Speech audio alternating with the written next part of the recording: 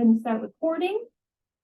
Welcome to, and Matt was telling me, and it's crazy to think about that we are so far along in this class already. And it feels like time has just flown by. And I'm wondering if it feels that same way for y'all. Hopefully it feels like it's flown by in a good way.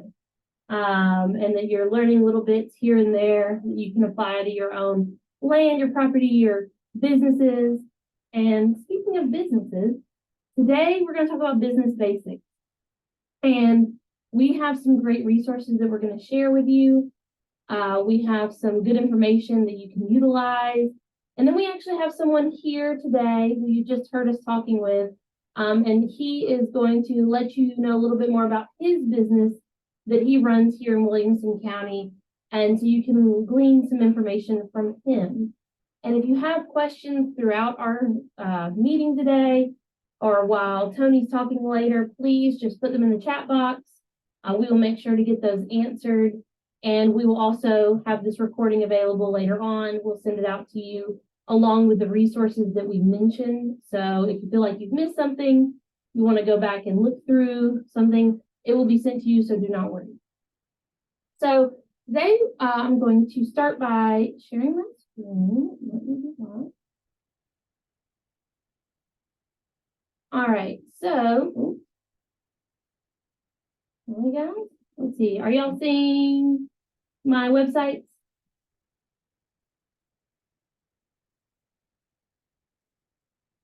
Yes, okay, I hope so.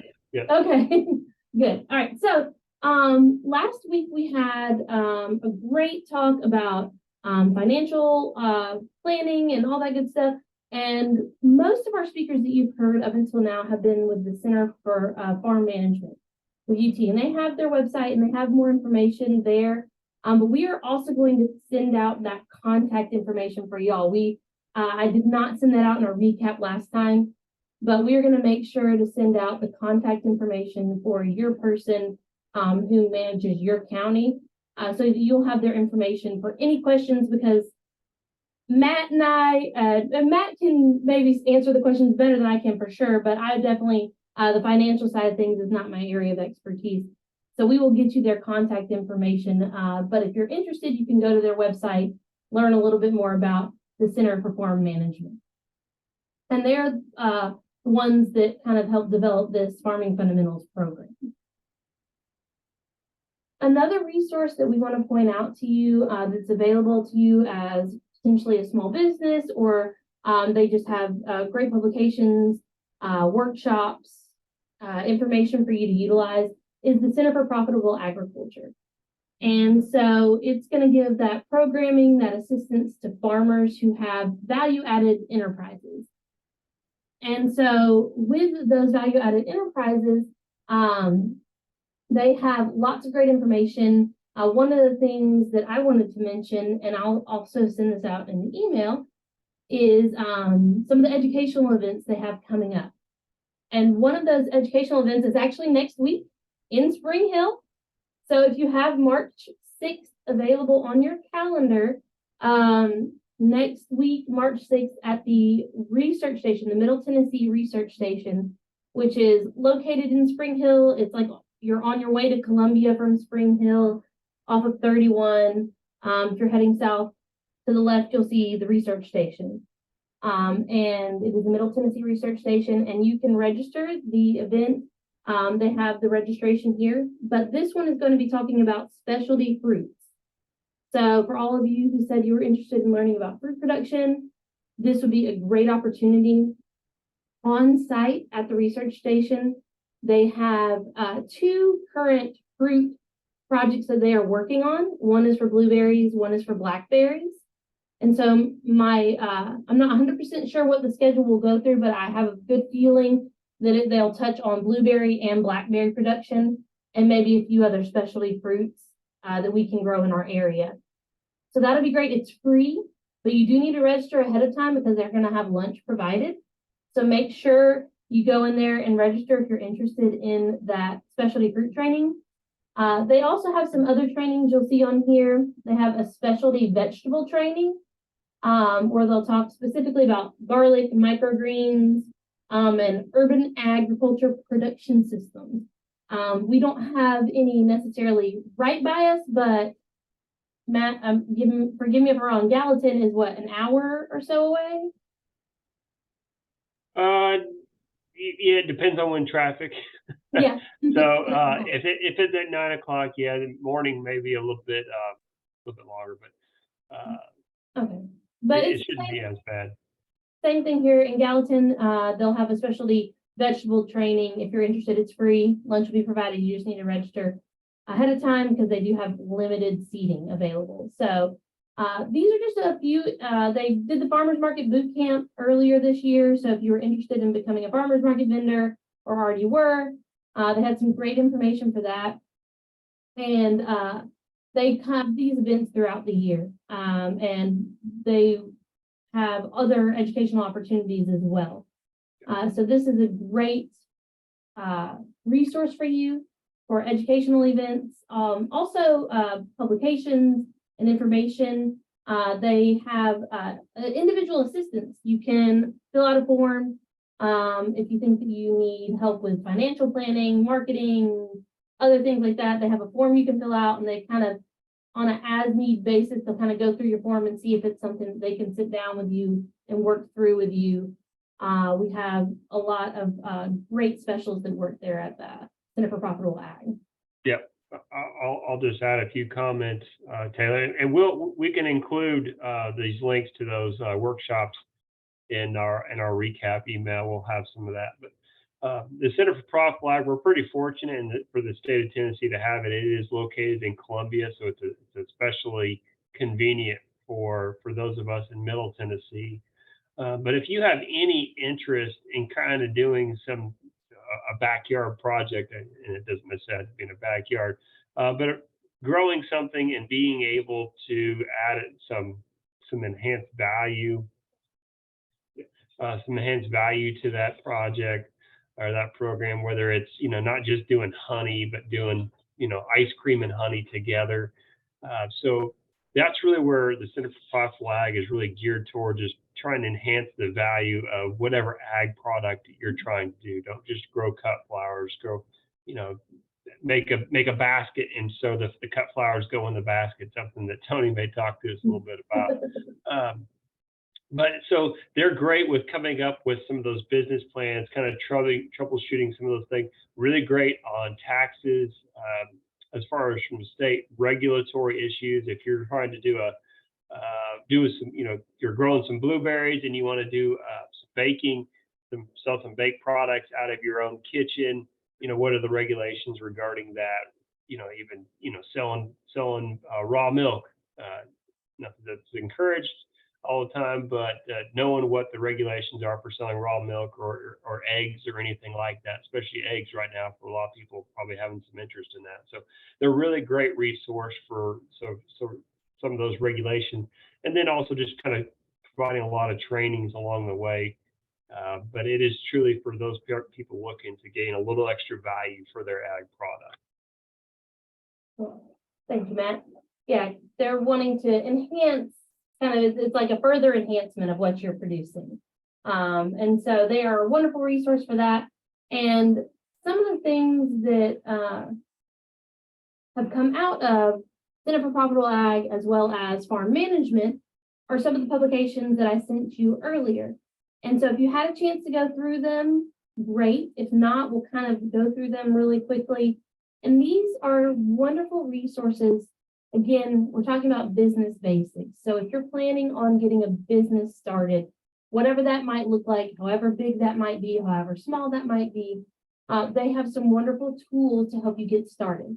Because if I was starting a business today, who knows what it would be? I don't know. Something with plants, I guess, would be smart. But if I was going to start a business today, I don't know if I would know necessarily where exactly to start.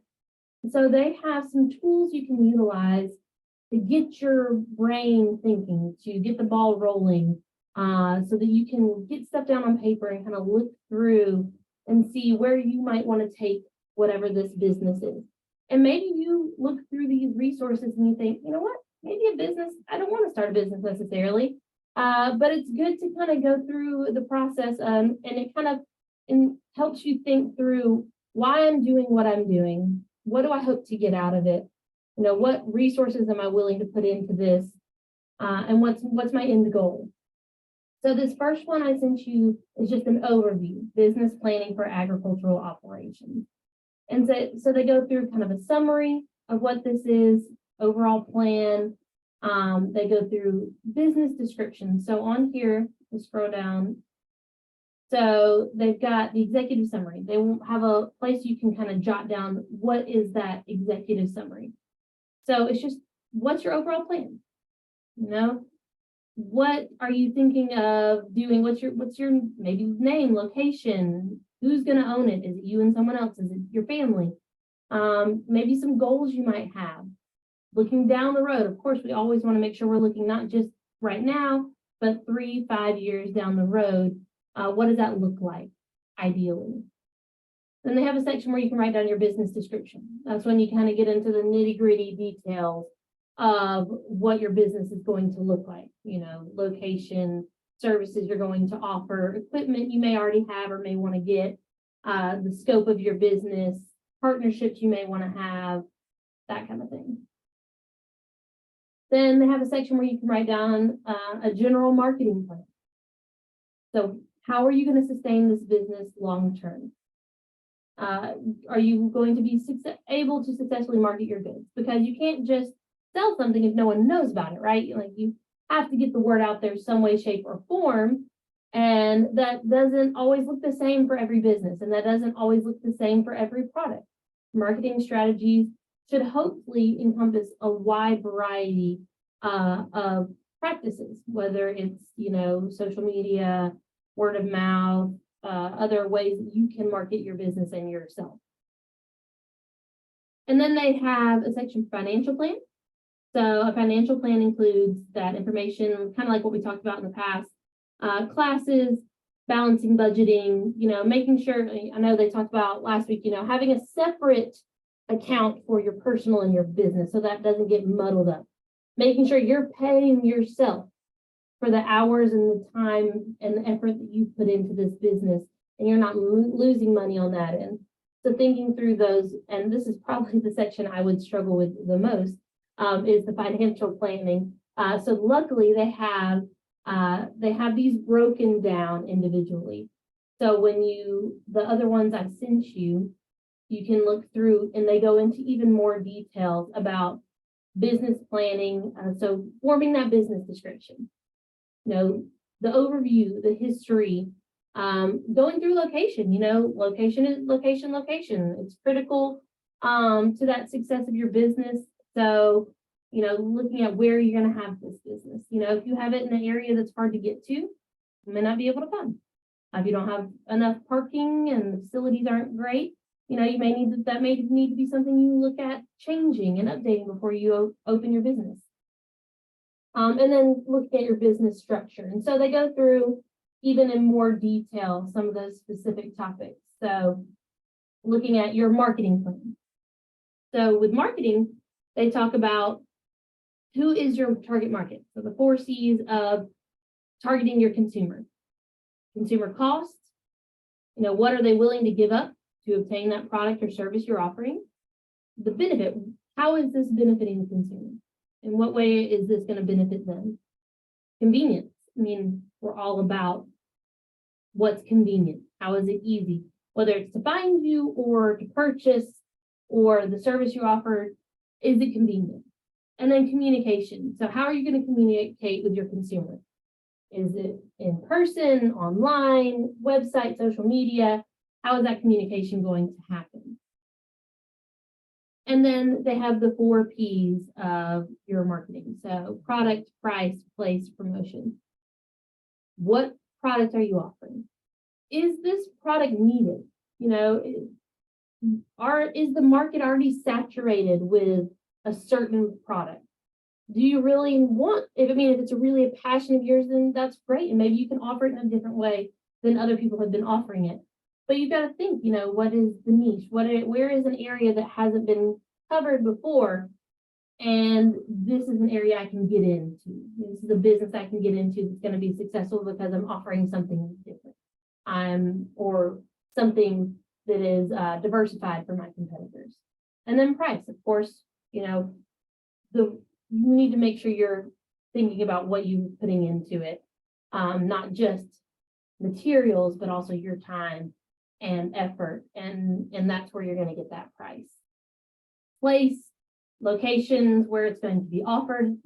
Are you strictly going to do online? Are you going to be at a farmer's market? Are you going to pay for space at a facility to sell your product? And then promotion. So how are you going to promote it? What is that going to look like? You should have several different plans of how you're going to promote your business. Are you going to offer discounts, bundling? Are you going to go into partnership with another business that kind of works in harmony with yours? And those are all things you can think about and put into your marketing strategy. And then the last one, of course, is they have the financial plan. So it goes even more in depth into how to start thinking about that financial plan. Where does this look like down the road? If I decide that I don't want to, I'm getting tired, who am I going to pass this business on to? Or what is my plan for the business at that stage? Or how am I going to make sure that I'm covered financially if this is, going to be my passion project and this is where I'm going to devote all of my time? How am I going to make sure that I stay afloat with this business and thinking about all those things? So and if we were in person, I'd, ask, did anybody start working on this? Is this something that looks like it'd be helpful to you? If it is, great. If you've got questions, we have the resources and the people that we can connect you with to better go through this business plan.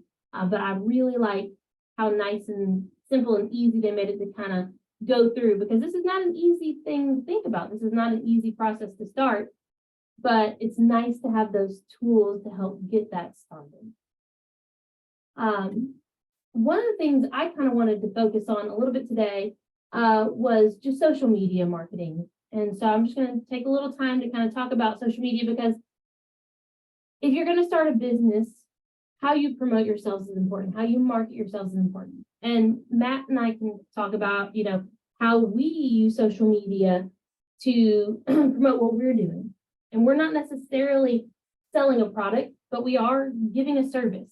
And so how do we go about getting clientele? Because believe it or not, and some of you who are listening today may not have known what extension was. It is a very common thing. I have a class going on right now, and I went, one of the first questions I asked is, who before this has heard of extension? And I had at least half the room say no, they had never heard of extension. We need to always be thinking about how we're marketing ourselves and how we can better market ourselves, because we don't want to be a best kept secret. That's always the thing, best kept secret. We don't want to be a secret. We want everyone to know who we are and what we're here to offer, because you have great things to offer, whether it's your product, your service, whatever you're doing. We make sure that those people know about that, especially, people that newly move in. How are they hearing about you? Whether it's word of mouth, etc. And social media is one of those ways that we market ourselves, that we try to market what we're doing here. And so some stats, because I get asked, how often should I post? Is it really effective? Am I just throwing the time and energy out there into making this, these posts and these ads and boosting this, and nothing's coming back from it?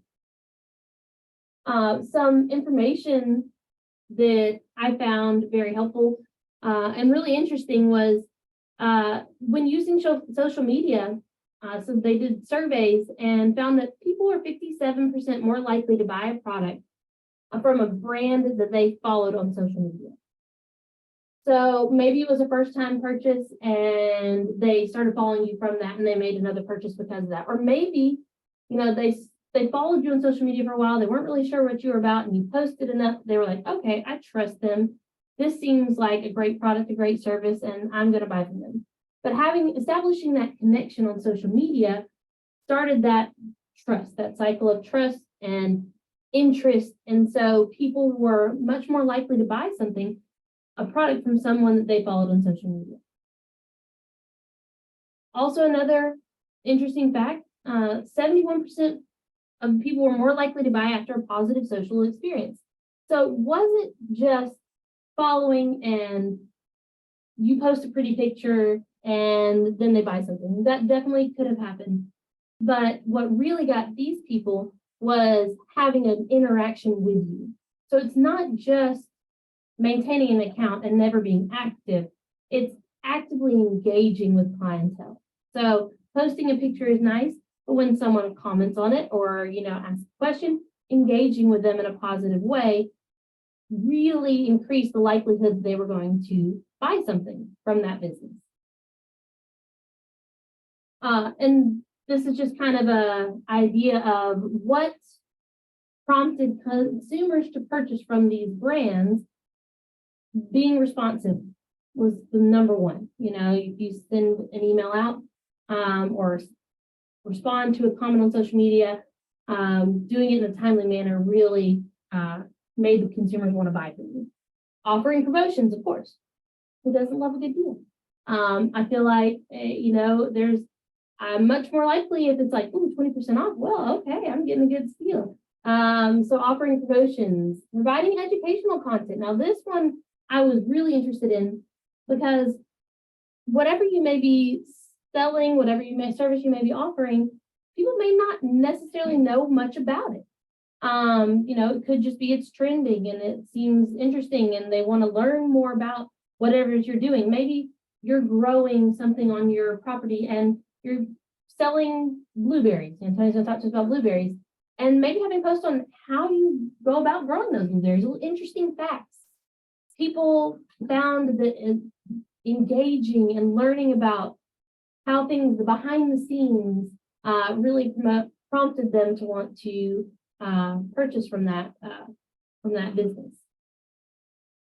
Sharing interesting visuals, being funny. I guess funny is in the eye of the beholder, I guess, not, but being funny, offering exclusive content, and then that behind the scenes, but trash talking competing brands. I don't know about that. I don't know if we want to promote any trash talking on here, but just looking at this, it's the interactions that bring people in. It's making them feel connected to your business, to your family, to your farm. That's really going to provide not just one-time customers, but repeat customers, and have that following. Some other information that I thought was really interesting and useful. Of course, we know a lot of people are active on social media, and a lot of small businesses utilize social media. It's a great tool utilized for marketing because a lot of times, it's minimal monetary investment. There is some investment to boost posts and things like that, but that monetary investment can really go a long way in reaching your clientele. And so some of the information on here, which surprised me a little bit, not much, but it surprised me was, Facebook.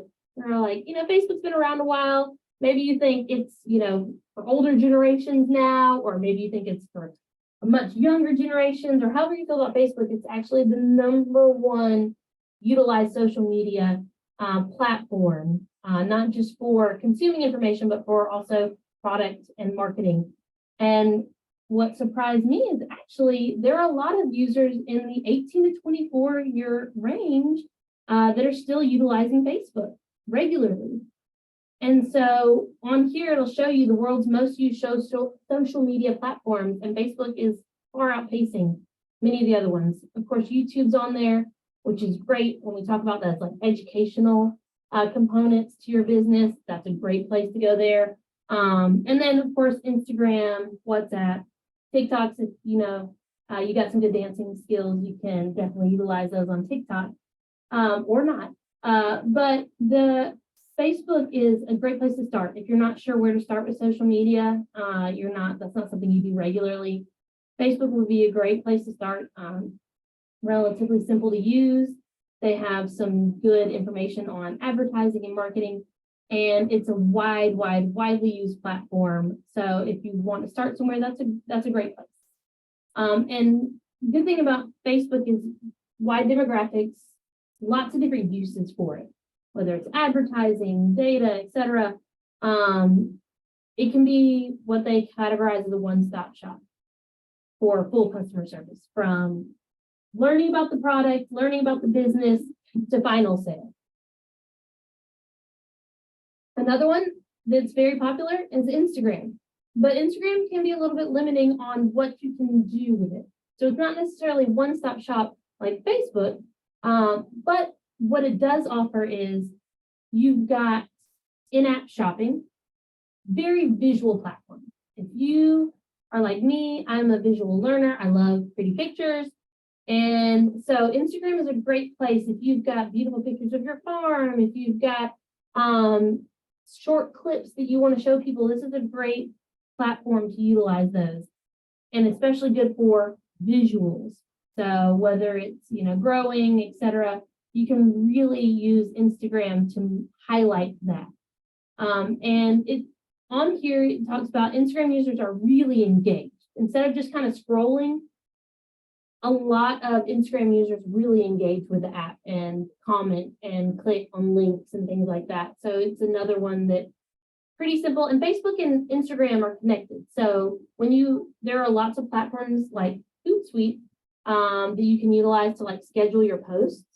But when you post on Instagram, you can automatically make it post on Facebook. And so that you can connect those accounts. So those are two that, like, if you're not sure you necessarily know much about social media or want to learn more, but you want to utilize it for your business, these are two platforms that I would say you could start with and kind of wet your whistle, kind of get in there and kind of feel things out, see if that works for your business. And there's a lot more information about Twitter and TikTok on here.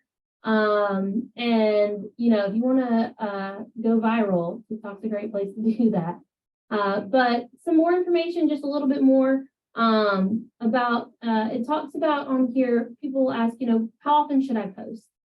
And one of the facts that they came to realize after going through the data is that you can't be negligent with your posting and still maintain a good following, active following.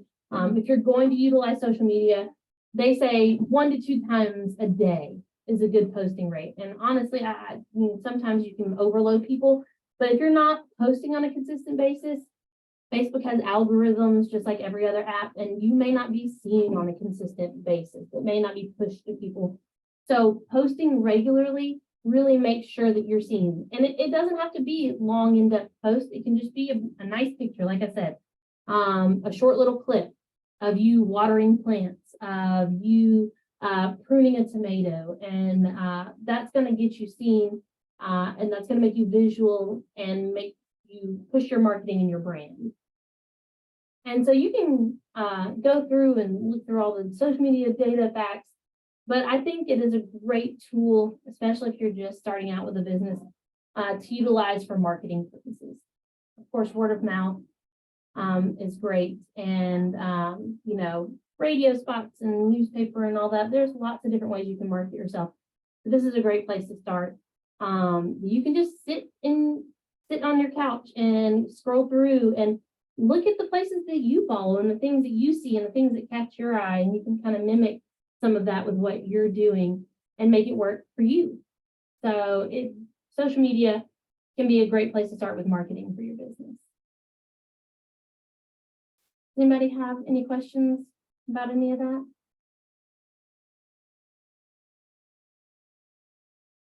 Okay. So there we go. I'm going to stop sharing.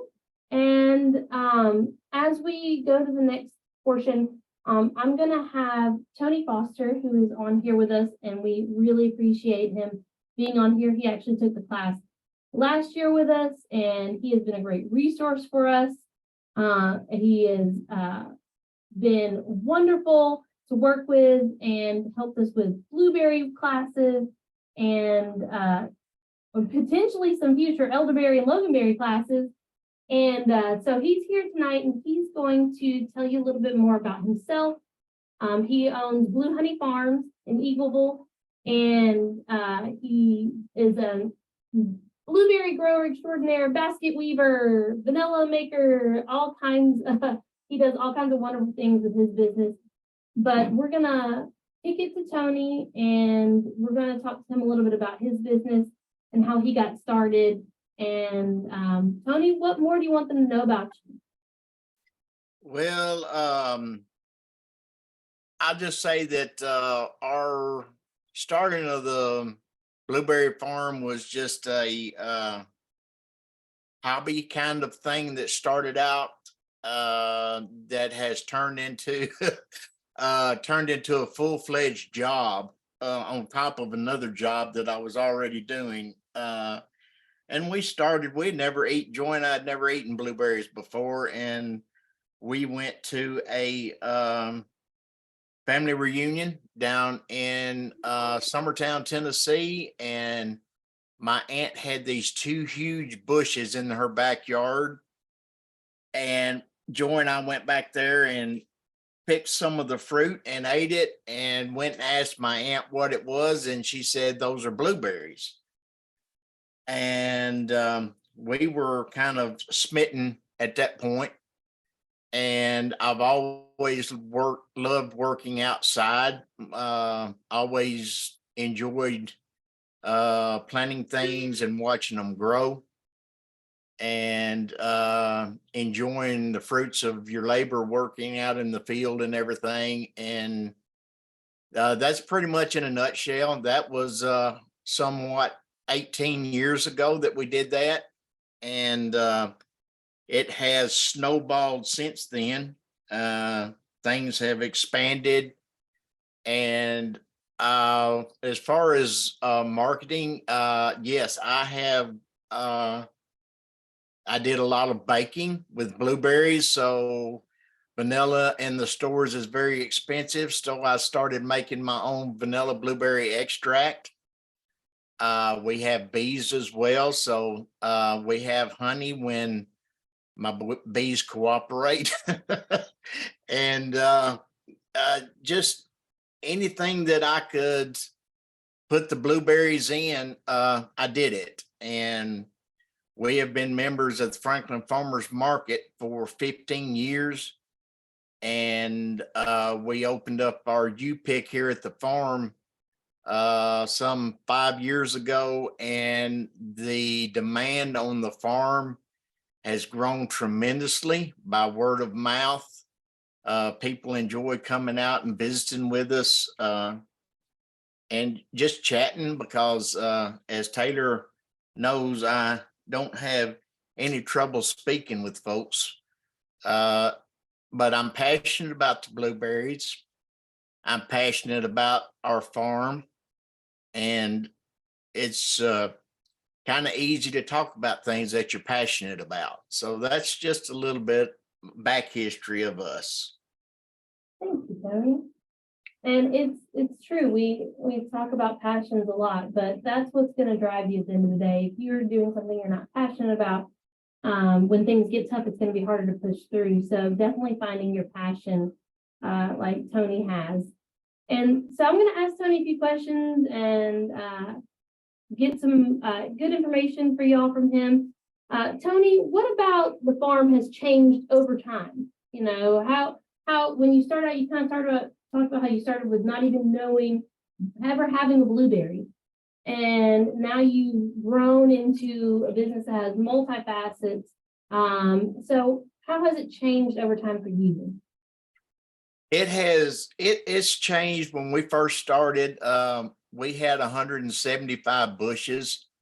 And it took us a while, because like I said, we'd never done this before. And it was trial and error. And we went and visited a lot of other blueberry farms across Tennessee to glean information from folks. And that helps out tremendously, but it's trial and error, and you actually getting in there and doing it is where you're going to find that you learn the most. And so we've done that, and we've grown from 175 blueberry bushes to about 920 something sold now, blueberry bushes. We also have 500 elderberry bushes that we planted year before last, and we're expecting to have a lot of elderberries things going on this year as well. And you know, I'm not one that likes to sit and watch TV. I like to do things, and I learned how to weave baskets. So that is another thing that we sell at the farm and at the farmer's market is farm baskets made at the farm here. So you just keeping yourself out there and doing things a little bit different. You try things that work and you try things and they don't work. So you just have to keep trying things and see what your customers want, and you just go from there. I mean, like I say, it's a lot of trial and error. I mean, there's lots of things that I've tried and it just didn't work. And then there's things that we have tried and it's just taken off. So you just have to find a niche, and people being out there and putting yourself out there where people can see you and talking to them about your product and what you have, that is does tremendous things, because people appreciate what you do.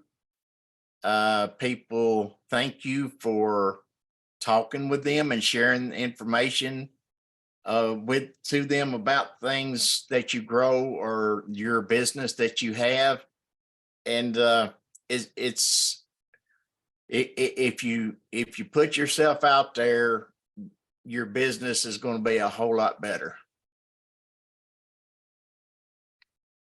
Yes, and we kind of talked about that, you know, making those connections and maintaining those connections, not just that first initial, it's maintaining it after the fact. And you kind of talked a little bit about farmers market, and that's one of the ways you made that connection with the elderberries, right? That is how I made a connection with the elderberry bushes. There was a friend of mine at the farmer's market that makes organic bone broths, and he also makes homemade organic elderberry syrup. And he was looking to find some blueberries, elderberries local. There are not very many folks around real close by local. And he was buying his elderberries out of state and everything and having them shipped in. And we had a conversation, and I had a lower field that I wasn't doing anything with. So I cleared that lower field out, and now there's 580 elderberry bushes down in the lower field now. And it's another thing that's we've kind of getting in on the front edge of, like we did with the blueberries. That is, I believe, is going to really take off because of the medicinal properties of the elderberries. And it's just another one of those things. Just and that came about just me putting myself out there and talking with people, and it looks like it's going to be very profitable. Wonderful. And yeah, Tony, we know you don't have any problems putting yourself out there, and we love you for it.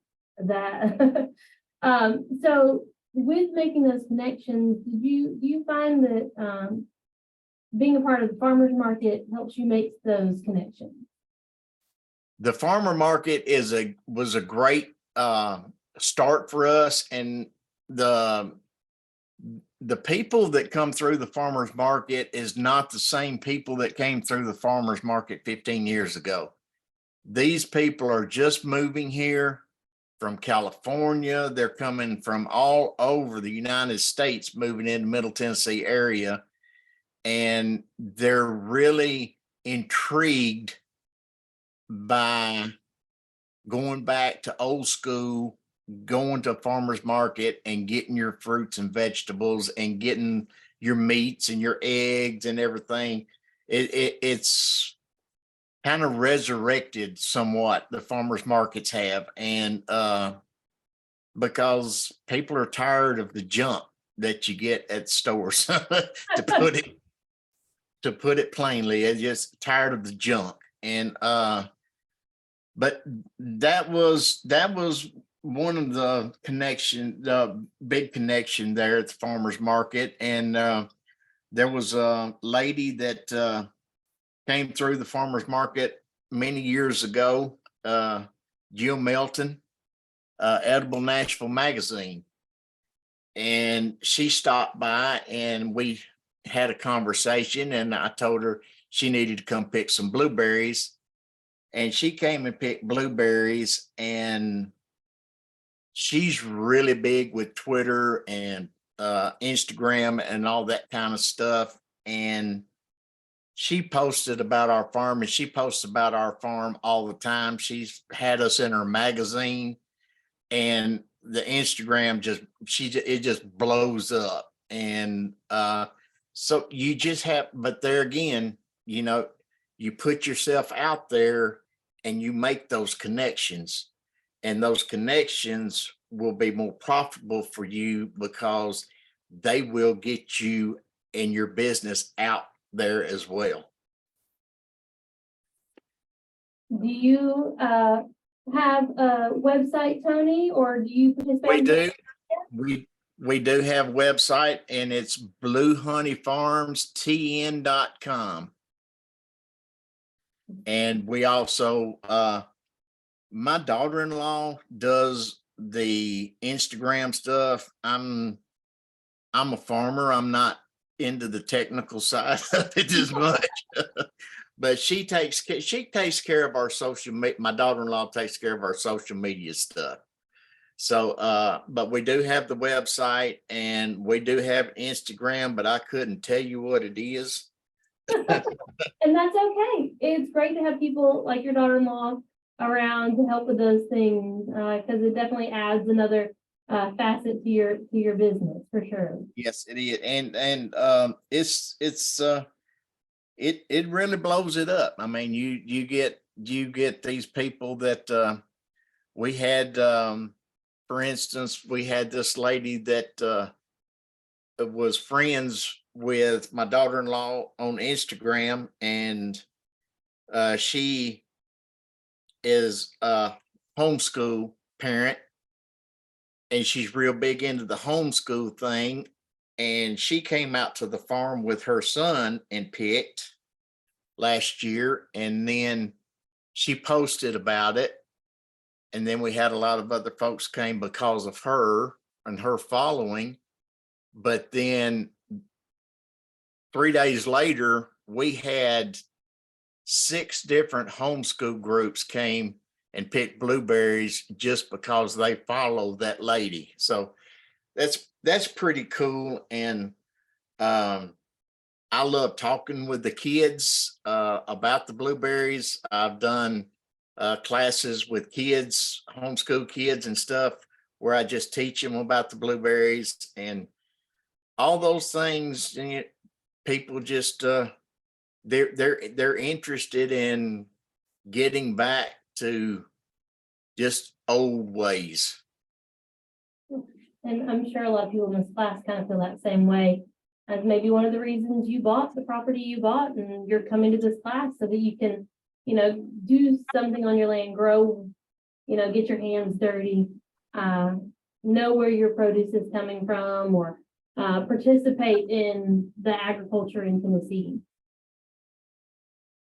All right, Tony, so have you ever applied for or gotten any cost share funding through TDA? We talked about one of the first days, we talked about government programs. Have you ever, Tony? I have TAEP, Tennessee Ag Enhancement program. I have used that program quite a few times. I just rebuilt a greenhouse, and I got that through the Tennessee Ag Enhancement Program. And it's a great program for everybody to get involved with.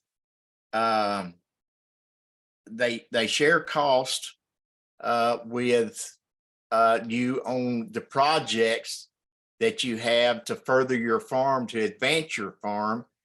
And all you have to do to get that and to be able to apply for that is to come to the classes like y'all are attending right now, and the programs that Taylor was talking about earlier with the fruits and the vegetables and things. You just have to go to some of those programs, and you can apply. It makes you eligible to be able to apply for those loans and stuff. It's not really a loan. It's just you can get up to 50% depending on how many classes you have taken, and is down as far as, I believe, 30% is the lowest that it goes. But I mean, y'all are already taking this class right now, so you could use that for your TAEP. And another program that I'm very fond of and highly recommend, it's not got anything to do with finance or anything, but if you want to learn everything from the ground up, and that's TSU Small Farm Academy. It's fabulous. It's absolutely fabulous. We went through it. It takes time. It's like an 8-month program, but you only go one day a week, one day a month, and it's for the whole day. And you learn from weeds to selling your product. They have business, some people that come in and talk to you about business models and making your business models and all that kind of stuff. But I'm just, Joy and I graduated from there about 4 years ago, took the class and graduated about 4 years ago. And it's just takes you from start to selling a product. And it's a fabulous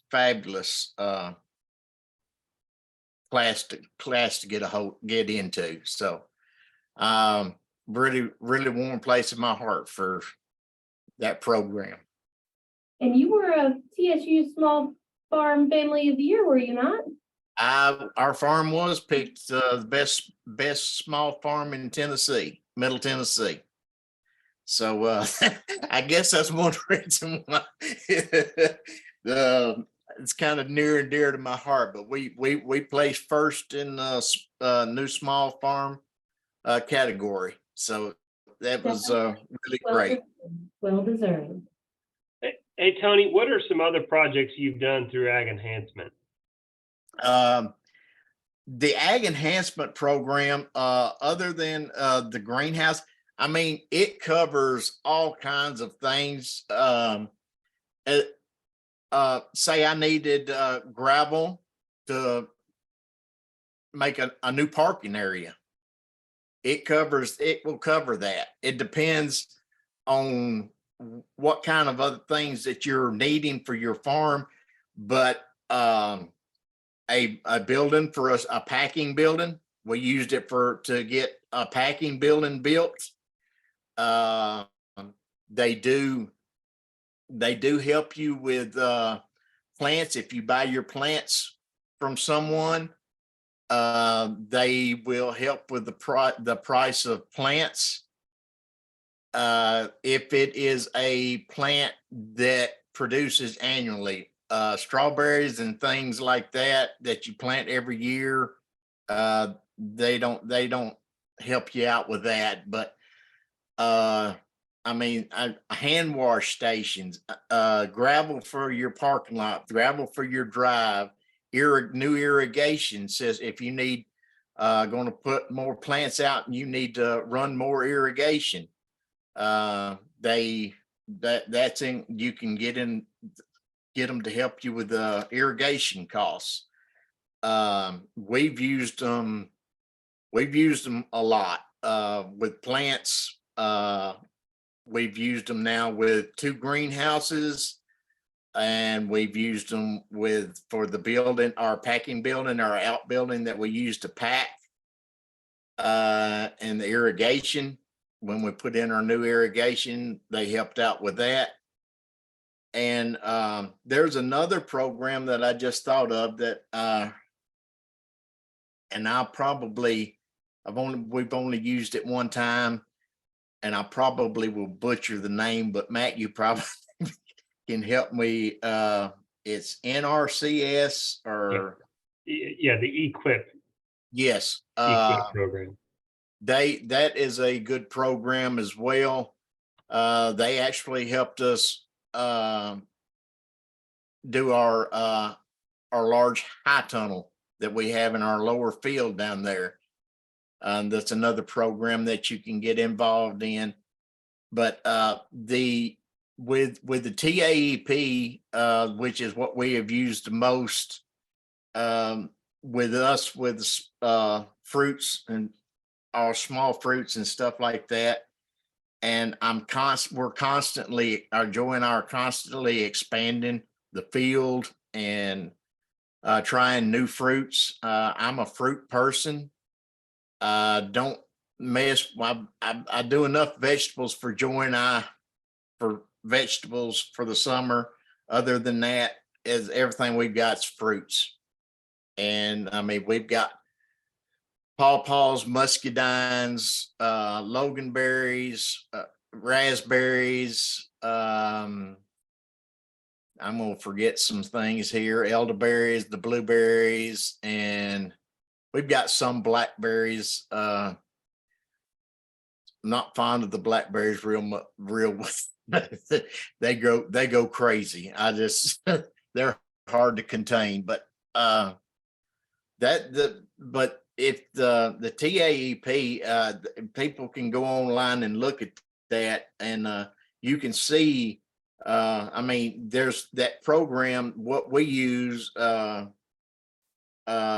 is for fruits and vegetables, but there's a section for bees, honey. There's sections for cattle. There's section for goats. I mean, there's sections for hay, flowers, you name it.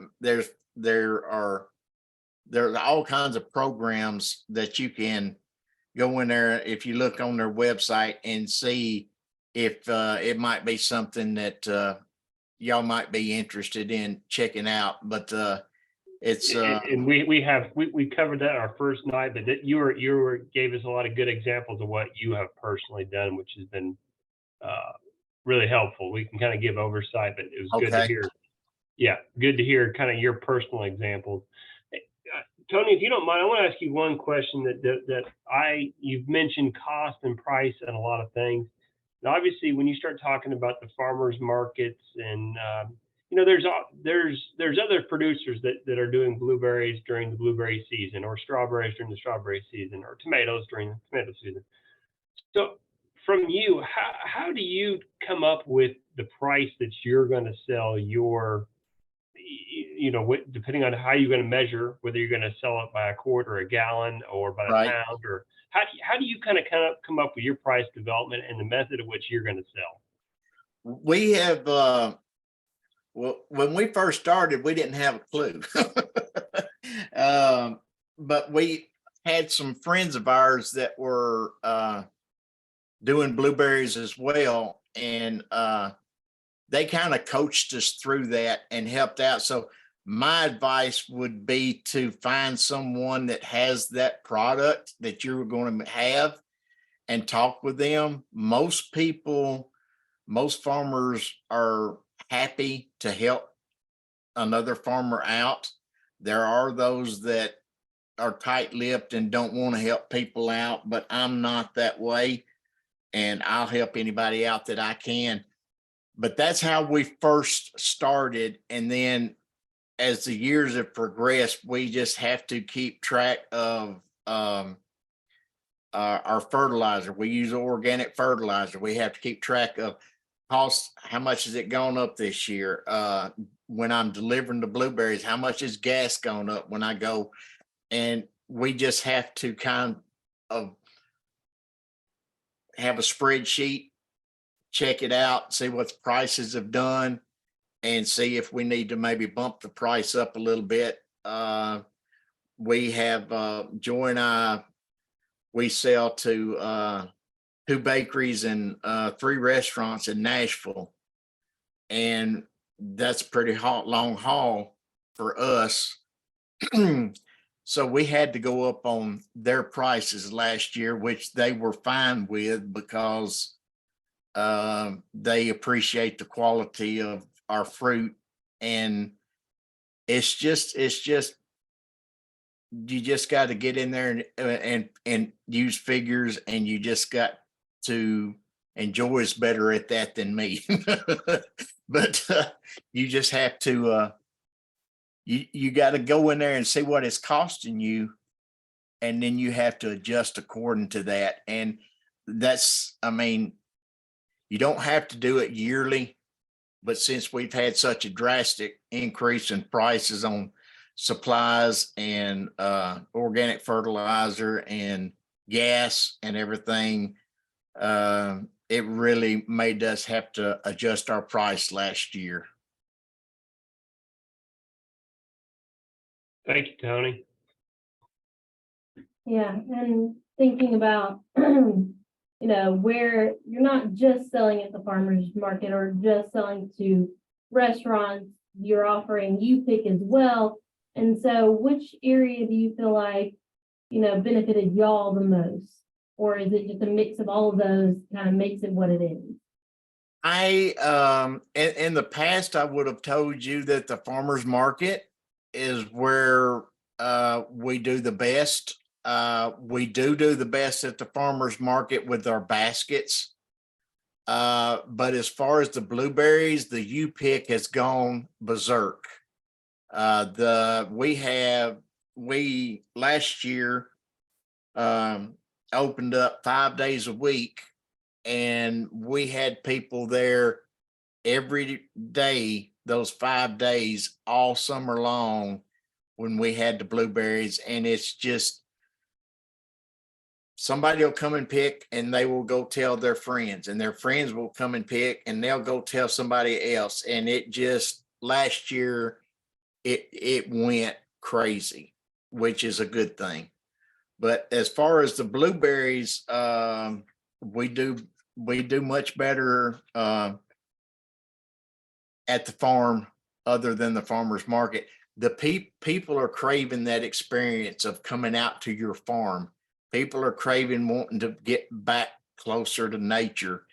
And that's what everybody is, y'all will see that. And if y'all are planning on having a U-Pick of any kind or anything like that, there is an abundance of folks that are craving that back to nature kind of thing. And like I said earlier, there are people moving here from all over the United States, and they're looking for things that are wholesome for the family to go and do on the weekend or something like that. And it's an avenue for them to be with the family, and it's fun. It's fun. I bet. And what about, how did you make those connections with the bakeries and the restaurants?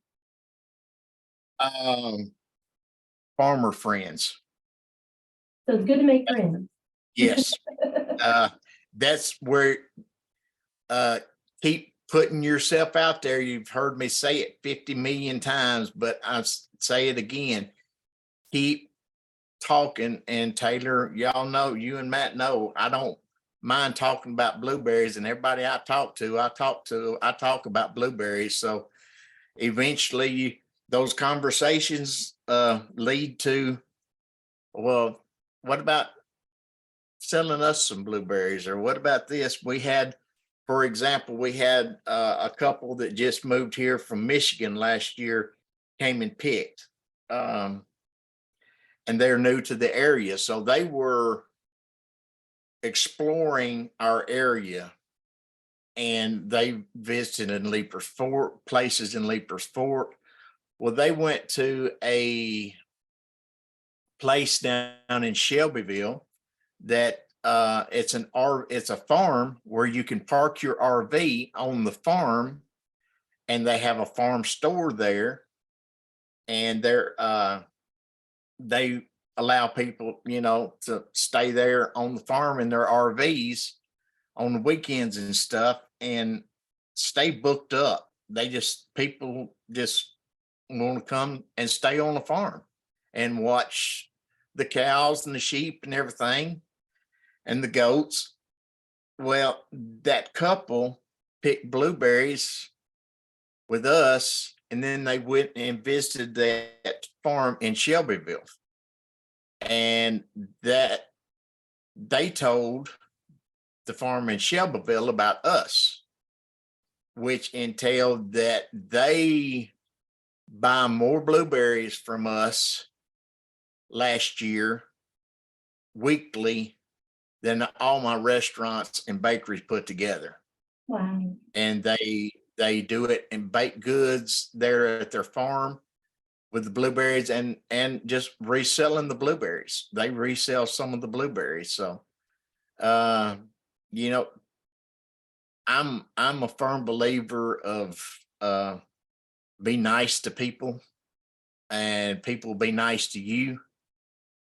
And that people see that personality, and they draw to that personality, and then from the response that they get from you and how you treated them, then that carries over, and they want to share that with other folks that they have gotten in to know, and places they visited, and it opens doors. It just opens doors. Well, it's hard not to be friendly with you, Tony. So what, besides, making those connections, what are some other big pieces of advice from, managing the business side of the farm would you give to new or starting businesses? Well, if you're like me,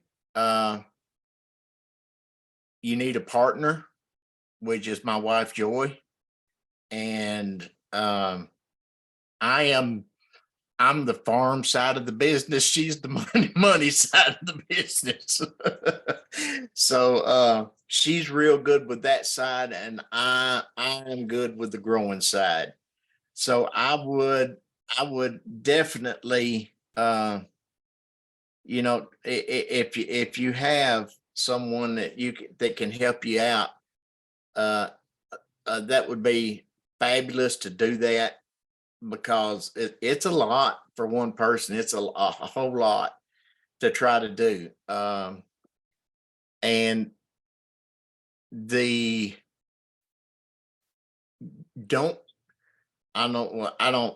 we started out really small,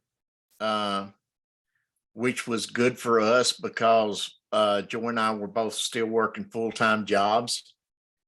And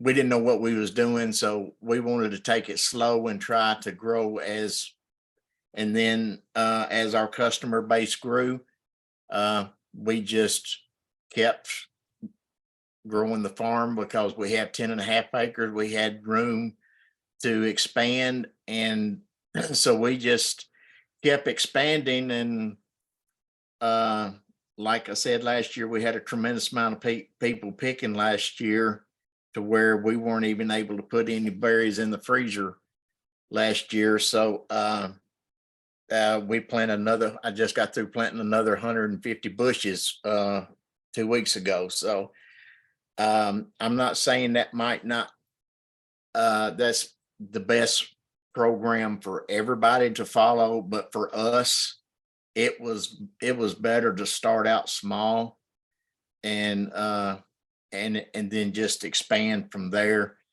And, and all the other stuff, the baskets and the baked goods and all that other stuff that just kind of fell into place. I enjoy cooking as well, so that's the reason why I did the baked goods. And like I said, I like to stay busy, so that's where the baskets came in. But every person is different, and every person they have their plan of how they want to attack things. But for us, that was the best model for us to go, was start small, and then we just expanded as we went. Wonderful. Matt, you got another question for me? No, I think Tony's done an outstanding job covering a lot of different areas and giving a lot of different perspectives to to starting a business, starting kind of a hobby and turning it into a business and into a successful business, and one that really enhances the value in Williamson County. There's just Tony's been a tremendous asset to kind of that small farm community, and continues to be a great asset, hopefully to many of you that are on here, as we try to go through some of our classes, trying to teach you how to raise and grow blueberries, and beyond, taking whatever ag product you have and expanding that to beyond your hobby. So I want to thank Tony for providing such great insights and always being generous with his time. Yes, thank you, Tony. You enjoy our, like Matt said, an asset to the community. Well, like I said, y'all know me, and I don't have any trouble speaking with folks because I love people and I love what I do. So I have no problem, and I love helping folks if I can. So I just want to do anything I can to help somebody out. Thank you, Tony. Thank y'all. Well, Taylor, you know what? This is kind of the end in the transition for our program. For those that are on here, we start something a little bit different, don't we? Yeah, so, from here we go in person. Yeah. So yeah, go ahead. Go ahead. So this, we've been doing virtual this past few weeks, and what our hope was is to kind of get some of that out of the way so we can get into the hands-on and some of those learning experiences. And so next week we will be meeting here at the office, and we will be talking about preserving the harvest. And we're going to have a great time talking about different ways that we can preserve what you produce. And after that, we will transition into some on-site, on-farm opportunities for you to maybe get your hands dirty, at least get your boots dirty, your shoes dirty as we walk around and look at some of these things. Instead of just talking about them, you'll get to actually see them happening in real time. So we're excited about that.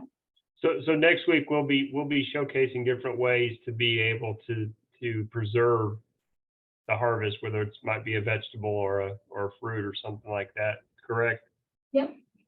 So yeah, so this will be an opportunity to kind of ask some questions and kind of learn some different ways, because it doesn't all have to be the most complicated canning process where you're trying to deal with a pressure cooker and lots of other things. So there's lots of different ways to do a lot of different things. So hopefully we can showcase some of those and start having some fun as we start to go out to some of these farms and start to get our hands dirty and kind of see that hands-on perspective, because that's so important to see it in action and kind of see whether you're pruning a tree or you're handling a goat or whatever that may be, kind of seeing the proper way to do that. So are there any questions for Tony while he's on here?